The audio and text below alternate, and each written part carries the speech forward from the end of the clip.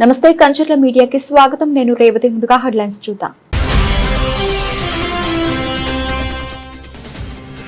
ఆరోగ్యకరమైన భారత్ను నిర్మించడం అనే అంశంపై దేశవ్యాప్త ప్రచారాన్ని ప్రారంభించిన రాష్ట్రపతి ముర్ము జాతి నిర్మాణంలో ఆరోగ్య సంరక్షణ ఒక అంతర్భాగమని వెల్లడి.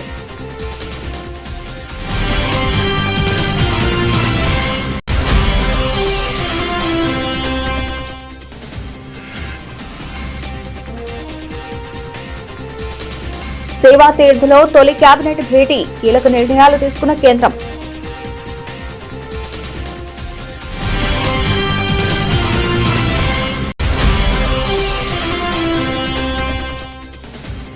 పదకొండు రాష్ట్రాలతో రాష్ట్రీయ కృషి వికాస్ యోజన మరియు కృషి ఉన్నతి యోజన పురోగతిని సమీక్షించాం, వెల్లడించిన కేంద్ర మంత్రి శివరాజ్ సింగ్ చౌహాన్.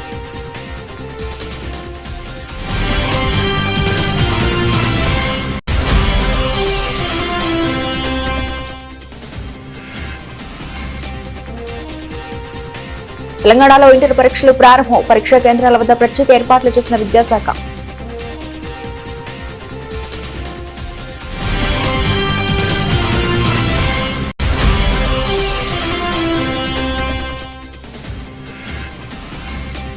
దివ్యాంగులకు ఉచిత బస్సు ప్రయాణం, ఏపీ కేబినెట్ సమావేశంలో కీలక నిర్ణయం.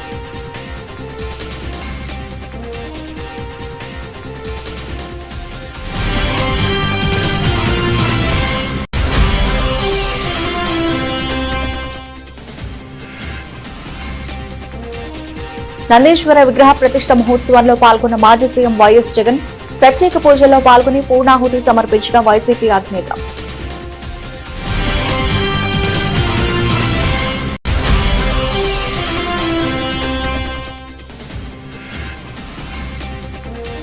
అధికార కాంగ్రెస్ పై కేంద్ర మంత్రి బండి సంజయ్ కీలక వ్యాఖ్యలు. మంత్రి పదవుల కోసం ఎమ్మెల్యేలు రహస్యంగా భేటీ అవుతున్నారని వ్యాఖ్య.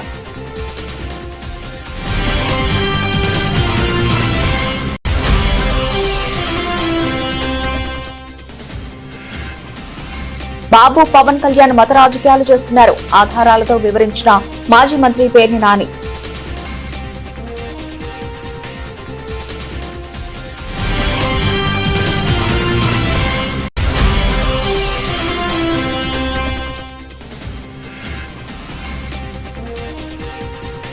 గోదావరిపై చర్చకు రెడీనా సీఎం రేవంత్ రెడ్డి సవాల్ కు హరీష్ రావు ప్రతి సవాల్.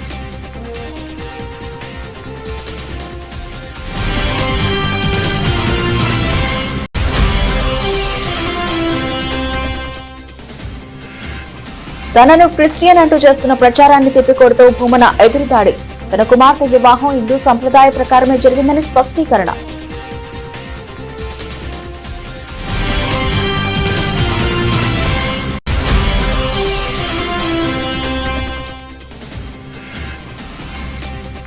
ది కేరళ స్టోరీ 2 ప్రీమియర్ షోకు విశేష స్పందన. అమ్మాయిలను సురక్షితంగా ఉండమంటున్న లవ్ జిహాదీ బాధితురాలు.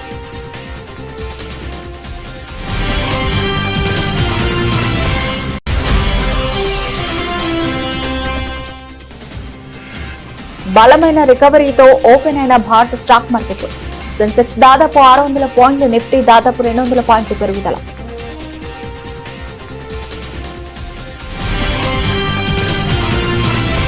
ముంబైలోని లోక్ భవన్ లో పీడీ హిందూజా హాస్పిటల్ నిర్వహిస్తోన్న జీవితాలను కాపాడడం మరియు ఆరోగ్యకరమైన భారత్ను నిర్మించడం అనే దేశవ్యాప్త ప్రచారాన్ని రాష్ట్రపతి ద్రౌపది ముర్ము ప్రారంభించారు. జాతి నిర్మాణంలో ఆరోగ్య సంరక్షణ ఒక అంతర్భాగమని రాష్ట్రపతి అన్నారు. పౌరుల ఆరోగ్యం సమిష్టి బాధ్యత, అందరికీ సరసమైన ప్రపంచ స్థాయి ఆరోగ్య సంరక్షణ సేవలు అనేది ప్రతి ఒక్కరి లక్ష్యం కావాలని ఆకాంక్షించారు. ఆరోగ్యకరమైన భారతదేశాన్ని నిర్మించడంలో ప్రభుత్వంతో పాటు అన్ని ఇతర భాగస్వాముల పాత్ర కూడా కీలకమైనదని పేర్కొన్నారు. सभी देशवासी स्वस्थ रहे और उन्हें गुणवत्तापूर्ण चिकित्सा सेवा सुलभ हो, इसके लिए भारत सरकार ने पिछले 1 दशक में अनेक महत्वपूर्ण कदम उठाए। देश भर में 1,80,000 से अधिक आयुष्मान आरोग्य मंदिर स्वास्थ्य सेवा प्रदान कर रहे हैं। विश्व की सबसे बड़ी स्वास्थ्य बीमा योजना आयुष्मान भारत योजना के अंतर्गत करीब 12 करोड़ परिवारों को अस्पताल में भर्ती होने पर प्रति परिवार प्रति वर्ष 5 लाख रुपए का स्वास्थ्य कवर उपलब्ध है। मिशन इंद्रधनुष, टीबी मुक्त भारत अभियान और सिकल सेल एनीमिया उन्मूलन मिशन जैसे राष्ट्रीय कार्यक्रम देशवासियों को बीमारियों से बचाने में योगदान दे रहे हैं। अच्छे डॉक्टर्स और पैरामेडिकल प्रोफेशनल्स की उपलब्धता बढ़ाने के लिए एमबीबीएस और पोस्ट ग्रेजुएट सीटों की संख्या में वृद्धि की गई है। गुणवत्तापूर्ण चिकित्सा सेवा को सुलभ कराने के लिए कई राज्यों में एम्स और मेडिकल कॉलेज स्थापित किए गए। ये प्रसन्नता का विषय है कि सरकार ने इन सभी प्रयासों के सुखद परिणाम सामने आ रहे हैं। लेकिन स्वस्थ भारत के निर्माण में सरकार के साथ साथ अन्य सभी हितधारकों का भी भूमिका महत्वपूर्ण है। गुणवत्तापूर्ण स्वास्थ्य सेवा जन जन तक पहुंचे, इसके लिए सबको मिलकर प्रयास करना होगा। आज शुरू किया गया saving lives and building A healthier Bharat इस दिशा में एक ऐसा ही प्रयास है। मुझे बताया गया है कि अगले 1 वर्ष तक चलने वाले इस अभियान के अंतर्गत preventive health care, youth wellbeing, medical education, digital transformation और सस्टेनेबिलिटी जैसे अनेक कदम उठाए जाएंगे। ప్రధానమంత్రి నరేంద్ర మోదీ అధ్యక్షతన కేంద్ర మంత్రివర్గం మంగళవారం పలు చారిత్రాత్మక నిర్ణయాలు తీసుకుంది. నూతనంగా ప్రారంభమైన సేవాతీర్థ సముదాయంలో జరిగిన ఈ తొలి సమావేశంలో దేశవ్యాప్తంగా బాలికలకు ఉచితంగా హెచ్పీవీ టీకా అందించడం, కేరళ పేరును కేరళంగా మార్చడం సహా అనేక కీలక ప్రతిపాదనలకు ఆమోద ముద్ర వేసింది. దీంతో పాటు రాబోయే రోజుల్లో భారత్ను ప్రపంచంలోని 3 అగ్రశ్రేణి ఆర్థిక వ్యవస్థల్లో ఒకటిగా నిలబెట్టడమే లక్ష్యంగా సేవా సంకల్ప పేరిట ఒక తీర్మానాన్ని కూడా ఆమోదించింది. సమావేశానంతరం ఆ వివరాలు కేంద్ర మంత్రి అశ్విని వైష్ణవ్ మీడియాకు తెలిపారు. साथियों, 3 रेलवे के प्रोजेक्ट्स अप्रूव हुए हैं। ये तीनों बहुत ही महत्वपूर्ण प्रोजेक्ट हैं और बहुत इम्पोर्टेंट कॉरिडोर्स को कैपेसिटी बढ़ाने के काम में है। पहला प्रोजेक्ट है जबलपुर से गोंदिया। जबलपुर से गोंदिया प्रोजेक्ट को हम अगर देखें तो नॉर्थ में विशेषकर जो पूर्वांचल का एरिया आता है, प्रयागराज, बनारस, काशी और उसके बाद में बिहार और छत्तीसगढ़ और झारखंड और मध्य प्रदेश का रीवांचल जो एरिया आता है अपना, इन सब का साउथ की तरफ जाने का जो रास्ता है, कन्वेंशनली वो रास्ता जबलपुर से इटारसी, इटारसी से नागपुर और फिर नीचे जाता है, साउथ की तरफ जाता है। इस लंबे रास्ते के बजाय अगर सीधा कॉरिडोर बने जो कि कटनी, प्रयागराज के बाद में कटनी, कटनी से जबलपुर, जबलपुर से गोंदिया और नीचे चांदा फोर्ट, बल्लार शाह और फिर बाद में नीचे सिकंदराबाद की तरफ जाए, तो एक डायरेक्ट पैरेलल कॉरिडोर बन जाता है जो नॉर्थ से साउथ की कनेक्टिविटी को सिग्निफिकेंटली इंप्रूव करता है। इसी प्लानिंग के तहत जबलपुर से गोंदिया का आज का ये प्रोजेक्ट लिया गया है। बहुत ही इम्पोर्टेंट प्रोजेक्ट है। 231 किलोमीटर्स का है। टोटल 5,236 करोड़ रुपीस का इन्वेस्टमेंट आएगा। महाराष्ट्र का गोंदिया जिला और मध्य प्रदेश का जबलपुर, मांडला, शिवनी, बालाघाट, इनमें से कई आदिवासी क्षेत्र भी हैं, विशेषकर मंडला, शिवनी और बालाघाट। इन सब में कनेक्टिविटी बहुत होगी।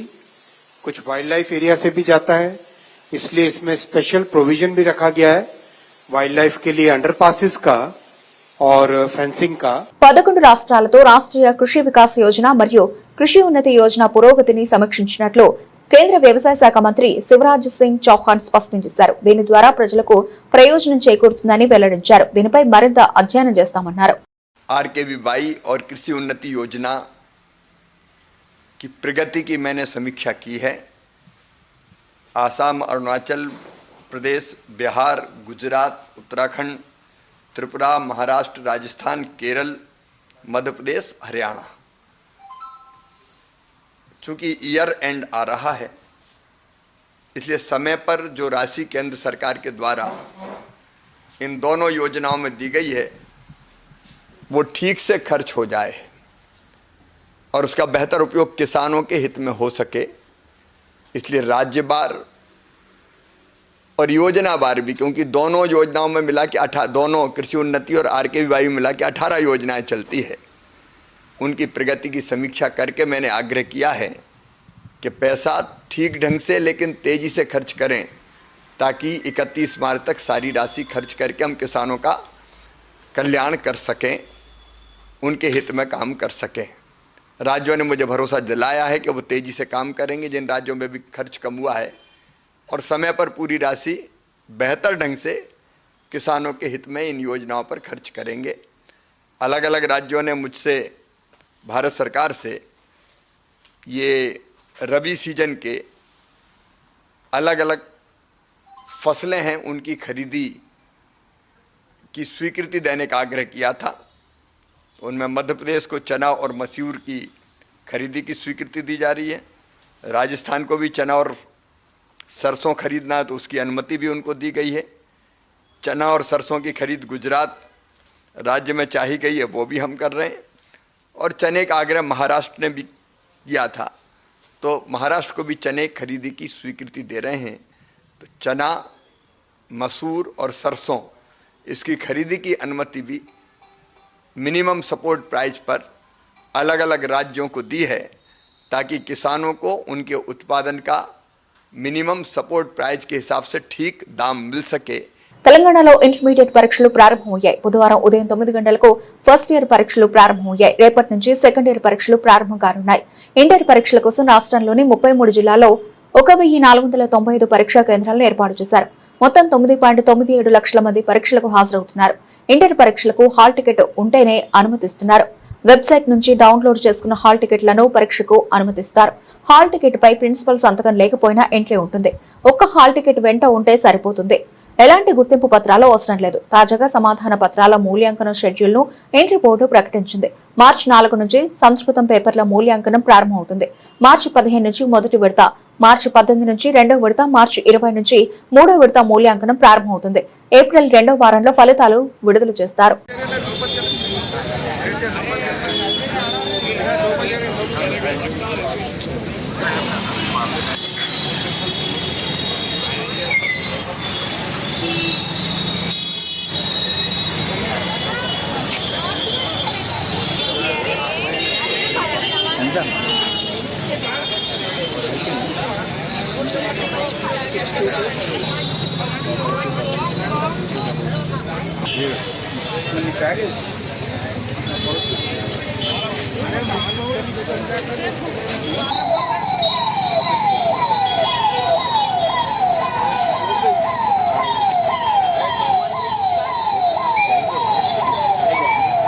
ఆంధ్రప్రదేశ్ రాష్ట్రంలో సైన్స్, టెక్నాలజీ, ఆవిష్కరణల రంగాలను ప్రోత్సహించే దిశగా ప్రభుత్వం కీలక అడుగు వేసింది.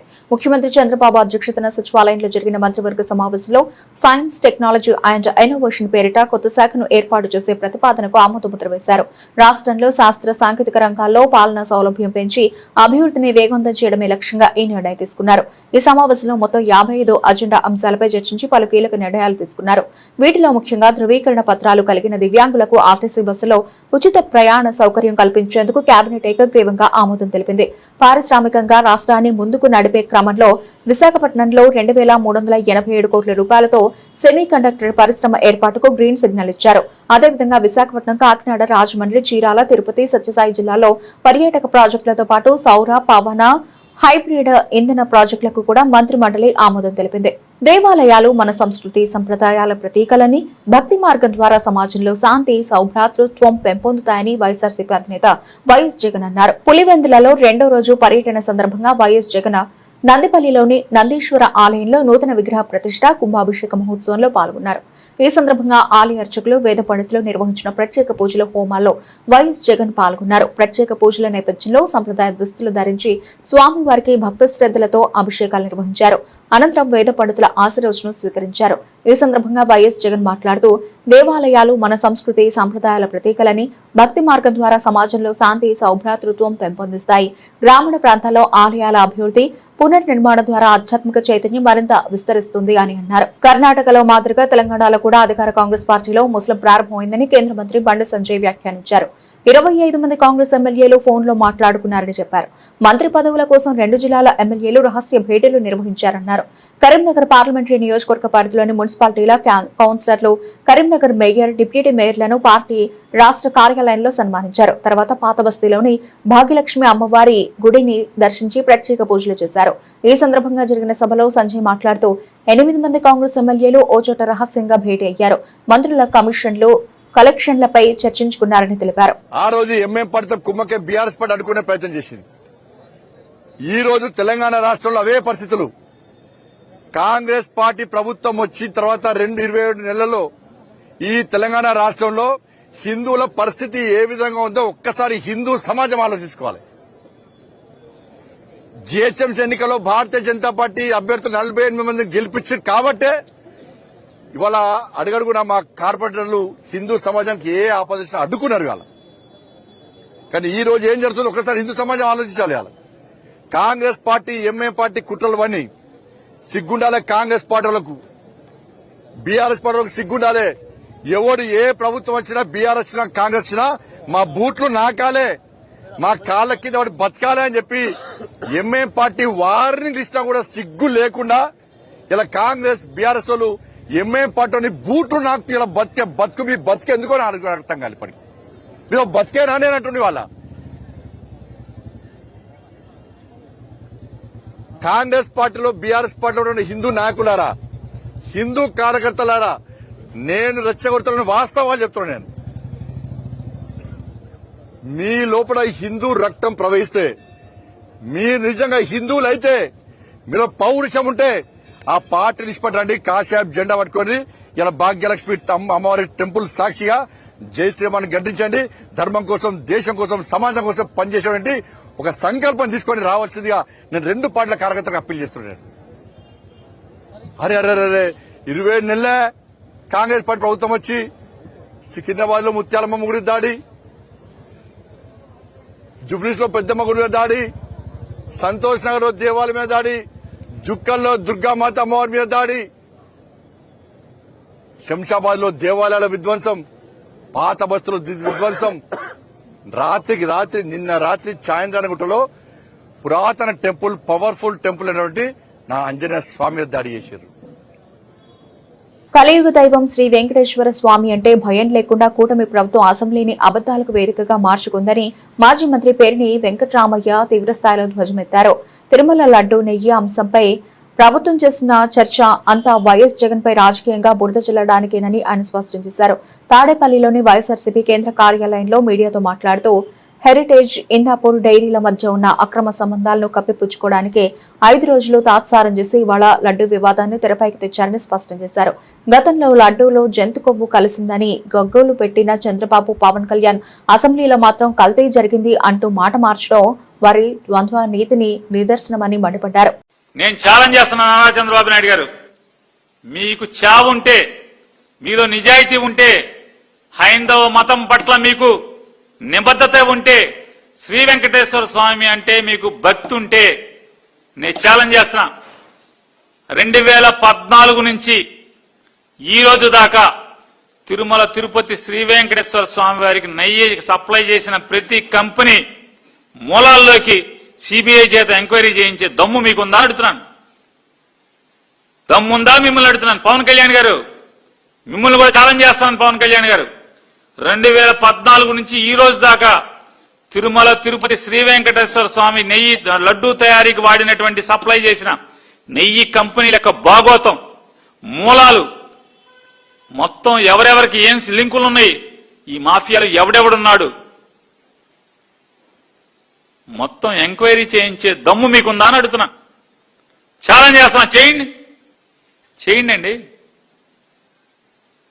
పాపాలు కదా. మీ జన్మలో ఎప్పుడన్నా తిరుపతికి వెంకటేశ్వర స్వామికి ఎప్పుడన్నా తలనీలాలు ఇచ్చారా మీరు?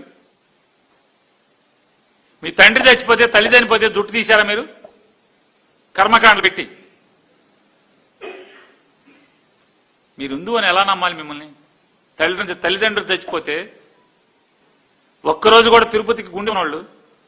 ఈ పవన్ కళ్యాణ్ గారు ఆయన ఎప్పుడు గుండు కొట్టించుకోలేదు, కానీ తిరుపతిలో పాపం బంగారు లాంటి తల్లి ఆవిడని తీసుకొచ్చి గుండు కొట్టించేశాడు రాజకీయం కోసం. ఈ పప్పాలు మానండి, దమ్ముంటే నిజాయితీగా రాజకీయాలు చేయండి, జగన్ ఎదుర్కోండి, దమ్ముగా ఎదుర్కోండి. మీ డైరీకి ఉన్నటువంటి ఈ లింకులన్నీ మొత్తం భారతదేశంలో ఇప్పుడు ఆగ్రాలో ఇన్కమ్ ట్యాక్స్ రైడ్లు చేశారు. ఆ రైడ్లలో దొరికినటువంటి మొత్తం ఎవడు కూడా నెయ్యి కాదు వీళ్ళు సప్లై చేసేది, మొత్తం కల్తీ నెయ్యే అమ్ముతున్నారు అని ఇన్కమ్ ట్యాక్స్ డిపార్ట్మెంట్ ఫైండింగ్స్ లో ఉన్నాయని చెప్పి పేపర్లు రాస్తున్నాయి, ఘోషిస్తున్నాయి. ఆ డైరీలన్నిటితో మీకు లింక్ ఉంది. గోదావరి నదీ జలాల వినియోగంపై అసెంబ్లీలో చర్చకు తాము సిద్దమని బీఆర్ఎస్ ఎల్పీ ఉపనేత మాజీ మంత్రి తన్నీరు హరీష్ రావు స్పష్టం చేశారు. 2 రోజుల క్రితం దేవాదుల వేదికగా సీఎం రేవంత్ చేసిన సవాల్ను స్వీకరిస్తున్నామని ప్రకటించారు. దేవాదులను పూర్తి చేయడంలో రేవంత్ రెడ్డి ప్రభుత్వం విఫలమైందని మాజీ మంత్రి టి హరీష్ రావు విమర్శించారు. వరంగల్ పర్యటనలో భాగంగా హరీష్ రావు వరంగల్ పాత సెంట్రల్ జైలు స్థలంలో జరుగుతున్న సూపర్ స్పెషాలిటీ ఆసుపత్రి నిర్మాణ పనులను బీఆర్ఎస్ నేతలతో కలిసి పరిశీలించారు. ఈ సందర్భంగా విలేకరుల సమావేశంలో మాట్లాడుతూ తమ దెబ్బకు సోయి వచ్చి సీఎం హడావుడిగా దేవాదుల ప్రాజెక్టును సందర్శించాడని ఎద్దేవా చేశారు. మరి ఈరోజు హెల్త్ సిటీ చూడ్డానికి వచ్చాం. గతంలో కూడా ఏడాది కింద వచ్చాం ఇక్కడికి. అప్పటికి ఇప్పటికి పెద్ద తేడా లేదు. నిజంగా బీఆర్ఎస్ అధికారంలో ఉంటే 2024 దసరాకు అన్ని వసతులతో పూర్తి స్థాయిలో సూపర్ స్పెషాలిటీ ఇనాగ్రేషన్ అయిపోయి ఉండేది. కానీ కాంగ్రెస్ వచ్చిన పుణ్యమాని హెల్త్ సిటీ పనులు అటకెక్కినాయి.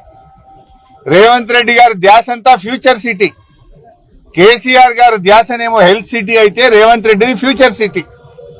కేసీఆర్ గారు ఈ వరంగల్ జిల్లా ప్రజలకు, ఈ ఉత్తర తెలంగాణ ప్రజల ఆరోగ్యాన్ని కాపాడాలి, ఈ ప్రజల ప్రాణాలు కాపాడాలి అని పేదల కోసం కేసీఆర్ గారు హెల్త్ సిటీని నిర్మిస్తే రేవంత్ రెడ్డి ఏమో రియల్ ఎస్టేట్ ఏజెంట్ల కోసం, కాంట్రాక్టర్ల కోసం ఫ్యూచర్ సిటీ మీద శ్రద్ధ చూపిస్తా ఉన్నాడు.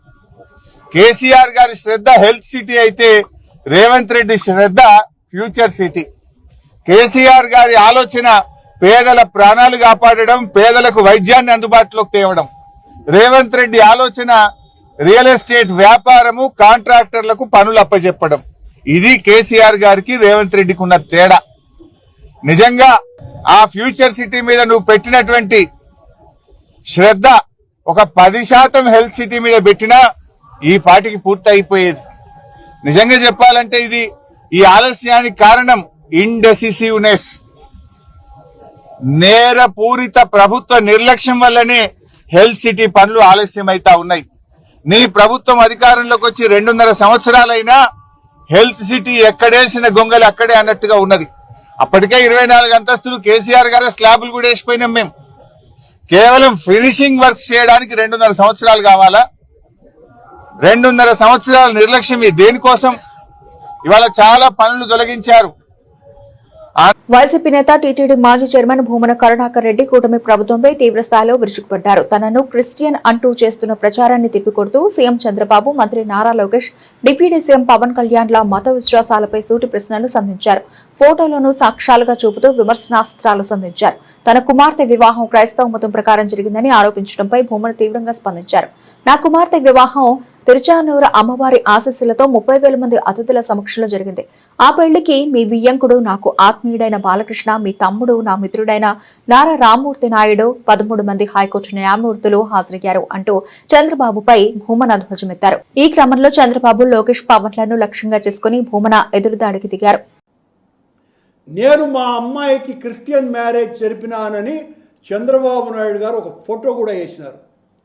చంద్రబాబు గారు, నా కూతురు పెళ్లిని నేను తిరుపతిలో అమ్మవారి గుడి తిరుచానూరు పరిధిలో 30,000 మంది అతిథులు రాగా అందులో ప్రధానమైనటువంటి వ్యక్తి మీ వియ్యంకుడైన లోకేష్ గారి మామైన బాలకృష్ణ గారు, నాకు ఆత్మీయుడిగా ఉన్నటువంటి వ్యక్తి.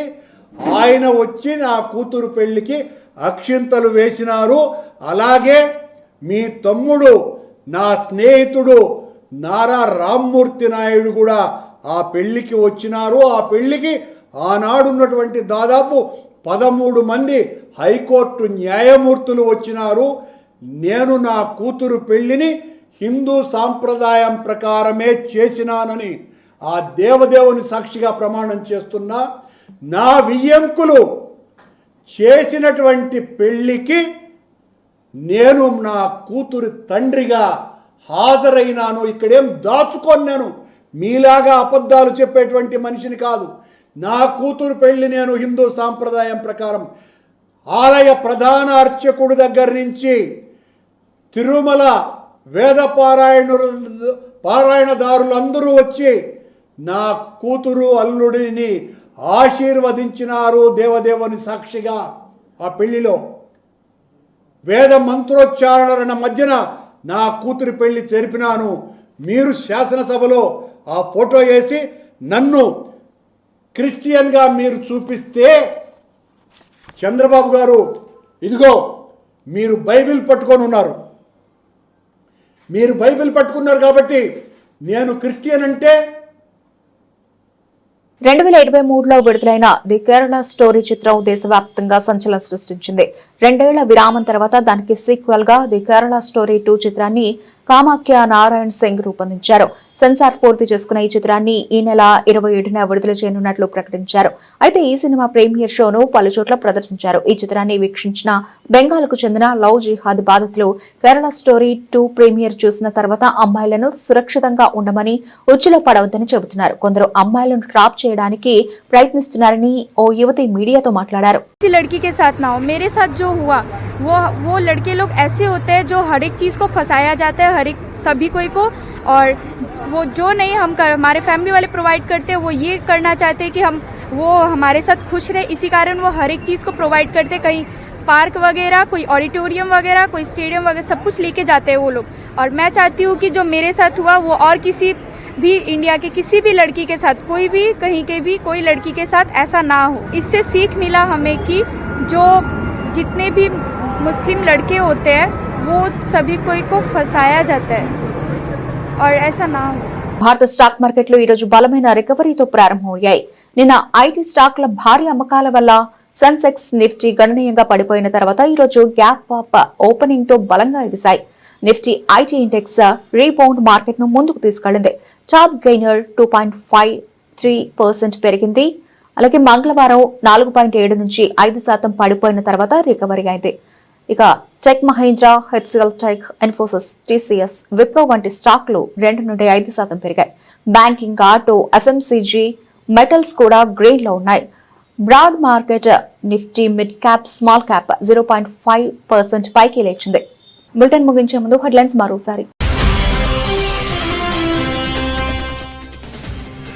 ఆరోగ్యకరమైన భారత్ ను నిర్మించడం అనే అంశంపై దేశవ్యాప్త ప్రచారాన్ని ప్రారంభించిన రాష్ట్రపతి ముర్ము, జాతి నిర్మాణంలో ఆరోగ్య సంరక్షణ ఒక అంతర్భాగమని వెల్లడి.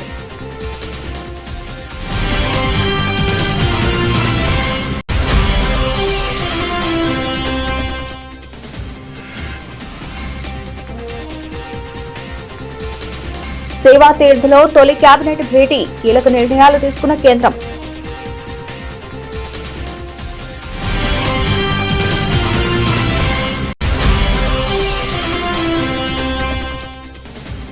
పదకొండు రాష్ట్రాలతో రాష్ట్రీయ కృషి వికాస్ యోజన మరియు కృషి ఉన్నతి యోజన పురోగతిని సమీక్షించాం, వెల్లడించిన కేంద్ర మంత్రి శివరాజ్ సింగ్ చౌహాన్.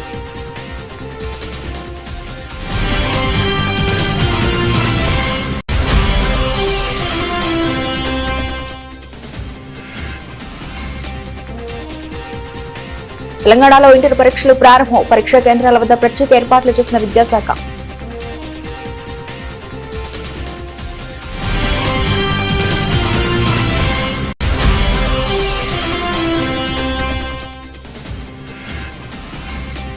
దివ్యాంగులకు ఉచిత బస్సు ప్రయాణం, ఏపీ కేబినెట్ సమావేశంలో కీలక నిర్ణయం.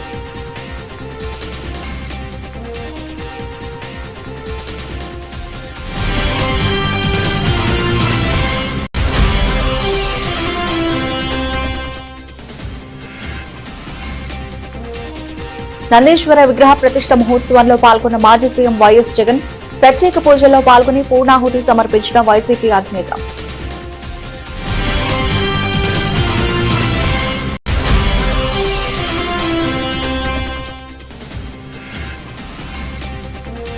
అధికార కాంగ్రెస్ పై కేంద్ర మంత్రి బండి సంజయ్ కీలక వ్యాఖ్యలు, మంత్రి పదవుల కోసం ఎమ్మెల్యేలు రహస్యంగా భేటీ అవుతున్నారని వ్యాఖ్య.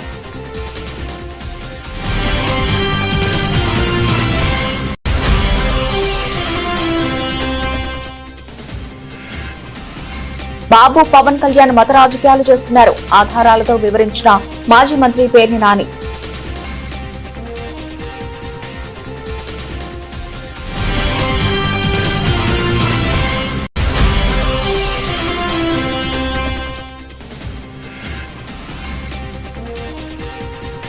గోదావరిపై చర్చకు రెడీనా సీఎం రేవంత్ రెడ్డి సవాల్కు హరీష్ రావు ప్రతి సవాల్.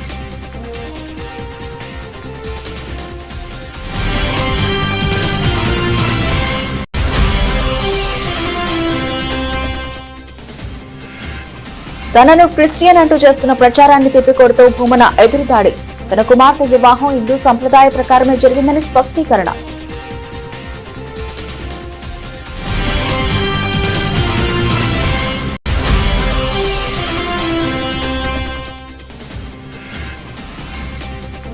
ది కేరళ స్టోరీ 2 ప్రీమియర్ షోకు విశేష స్పందన.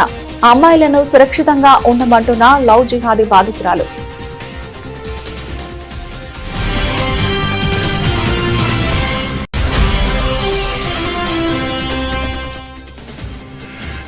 బలమైన రికవరీతో ఓపెన్ అయిన భారత స్టాక్ మార్కెట్లు. సెన్సెక్స్ దాదాపు 600 పాయింట్లు, నిఫ్టీ దాదాపు 200 పాయింట్లు పెరుగుదల.